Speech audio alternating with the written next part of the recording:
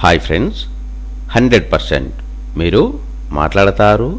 Nihali spoken English institute. ఈ వీడియోలో మనం ఆర్ఎల్స్ గురించి తెలుసుకోబోతున్నాం.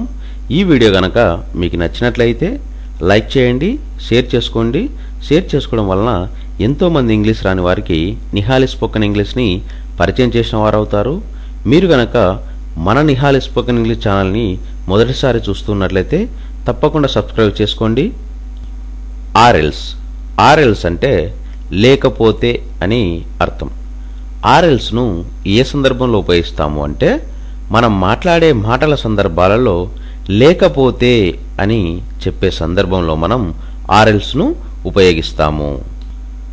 జస్ట్ షటప్ ఆర్ఎల్స్, నోర్ముయి లేకపోతే.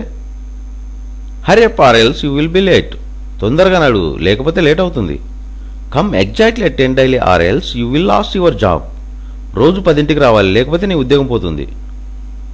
Let's go or else we will miss the train, త్వరగా వెళ్దాం లేకుంటే ట్రైన్ అందుకోలేము.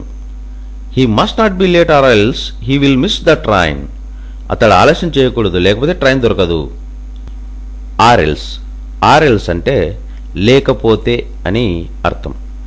ఆర్ఎల్స్ను ఏ సందర్భంలో ఉపయోగిస్తాము అంటే మనం మాట్లాడే మాటల సందర్భాలలో లేకపోతే అని చెప్పే సందర్భంలో మనం ఆర్ఎల్స్ను ఉపయోగిస్తాము. జస్ట్ షటప్ ఆర్ఎల్స్, నోర్ముయి లేకపోతే.